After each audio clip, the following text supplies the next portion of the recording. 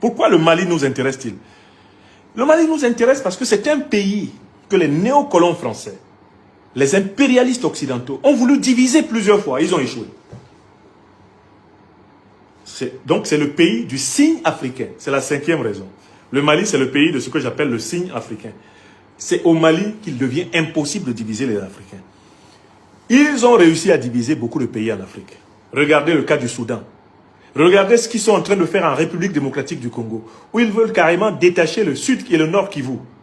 Soit pour le donner au Rwanda, soit pour le donner à des renégats qui vont voler, piller les matières premières pour les multinationales occidentales.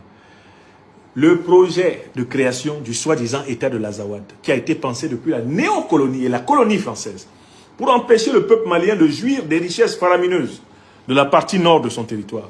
Ce projet échoue de génération en génération. Même les chefs d'État maliens les plus nuls ont dit non à ce projet. Écrivez. Le pays qui résiste à la stratégie divisive du néocolonialisme français et de l'impérialisme occidental. C'est le pays qui a dit non. Vous n'allez pas nous couper en deux, ni en trois, ni en rien. Un seul peuple, un seul but, une seule foi. Donc, les Africains, les pays africains qui sont l'objet de stratégies divisives, instrumentalisées par le néocolonialisme et l'impérialisme étranger, ces pays peuvent, en étudiant la résilience malienne contre les stratégies divisives, renforcer leur puissance.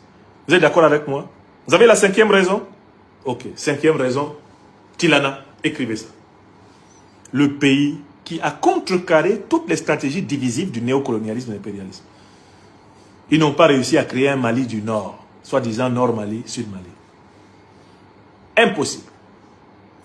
Ils ont essayé ça même quand l'État malien était pratiquement effondré. Il y a toujours eu quelque chose dans ce peuple qui a réussi à dire non. Et ceux qui ont réussi à dire non sont des Maliens de toutes les parties du Mali.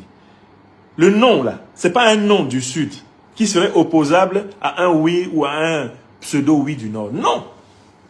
Il y a des Maliens de toutes origines, de toute extraction ethnique, religieuse, régionale, qui se sont coalisés pour dire impossible.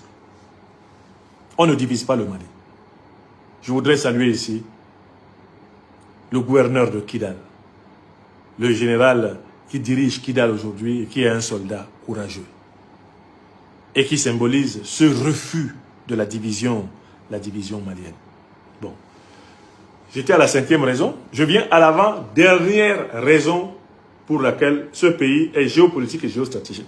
C'est un pays qui a posé de sérieux problèmes sur le plan médiatique à la domination néocoloniale française et occidentale. C'est un pays qui a gagné des batailles médiatiques contre les plus grands médias français et occidentaux.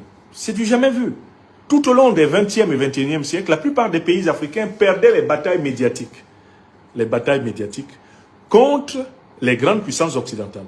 Dès qu'on avait commencé à allumer un régime africain sur RFI, France 24, TV5, Paris Match, Jeune Afrique, Le Monde, Le Parisien, on était tombé sur un régime à bras raccourcis sur BBC, CNN, La Voix de l'Amérique, la Deutsche Welle. Dès qu'on avait commencé à massacrer un régime sur les grands médias occidentaux, ce régime tombait en Afrique. Le Mali est le premier à avoir montré qu'ils peuvent dire tout ce qu'ils veulent. Le mental de notre peuple est contrôlé par ceux que notre peuple reconnaît comme l'aimant véritablement. Notre peuple n'écoute que ceux qui l'aiment. Et il n'écoute plus les cyniques qui cultivent le syndrome de Stockholm dans les masses populaires.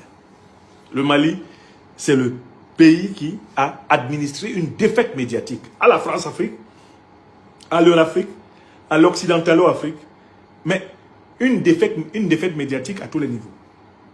D'abord au niveau des opinions africaines et par la suite au niveau même du contrôle des idées qui circulent dans le rayonnement international. Vous êtes d'accord avec moi? Bon.